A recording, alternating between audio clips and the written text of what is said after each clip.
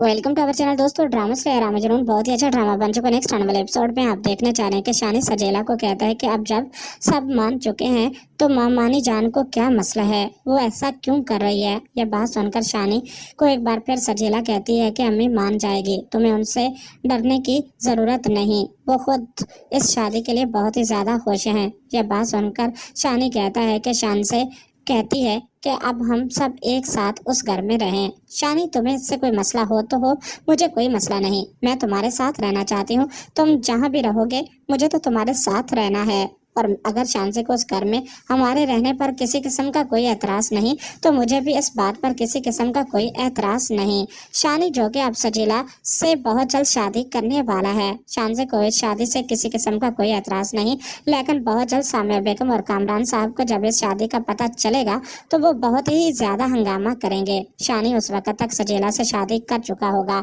आने वाले एपिसोड में आप देखने चाह रहे हैं कि शानी सजेला को कहता है कि मैं तुमसे कितनी मोहब्बत करता हूँ, शायद तुम इस बात का अंदाजा भी नहीं लगा सकते। सजेला कहते हैं कि हाँ, मैं जानती हूँ, मुझे तुम्हारी हर बात पर यकीन है कि तुम मुझसे वाकई बेइंतहा मोहब्बत करते हो। तुमने मोहब्बत के हर इम्तिहान को पास किया, तुमने हर आजमाइश को पास किया, इसलिए तो मैं भी तुम पर मरती हूँ। दूसरी तरफ अब आप यह भी देखने चाह रहे हैं कि खावर कुलसुम बेगम के पास आकर कहता है कि शानी इतनी बड़ी गलती कैसे कर सकता है, शानी को आप समझाते क्यों नहीं। यह बात सुनकर कुलसुम बेगम कहती है कि खावर, आप इस घर के बड़े जरूर हैं और मैं नहीं चाहती कि अब आइंदा ऐसी कोई भी बात हो। शानी से अगर तुम यही बात करते तो वो तुमसे कुछ ना कुछ ऐसे अल्फाज बोल देते जो तुम्हारे दिल पर बुरे गुजरते, इसलिए मैं नहीं चाहती कि तुम शानी से ऐसी वैसी कोई भी बात करो। शानी को उसके हाल पर छोड़ दो। शानी अपना अच्छा और बुरा अच्छी तरह से जानता है और मैं नहीं चाहता कि बिल्कुल शानी के साथ कुछ गलत हो। मैं तो आपको समझाने के लिए आया हूँ कि शानी को समझाएं कि वो सजेला से शादी ना करे। अगर शानसे ने हाथ उठा लिया, सब दौलत वापस ले ली तो शानी के पास क्या है? सब कुछ तो शानसे का दिया हुआ है। ये गाड़ी, घर, बैंक बैलेंस सब कुछ शानसे का है।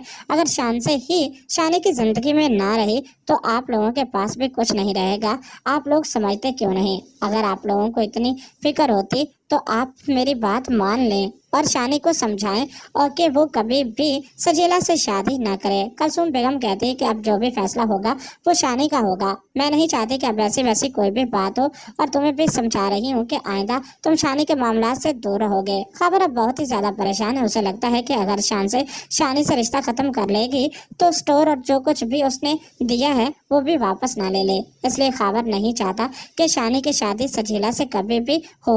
दूसरी तरफ अब आप ये भी देखने जा रहे हैं कि फरजाना बेगम भी अब बहुत ही ज्यादा परेशान होती है। फरजाना बेगम ने कभी सोचा भी नहीं था कि ऐसे हालात हो जाएंगे।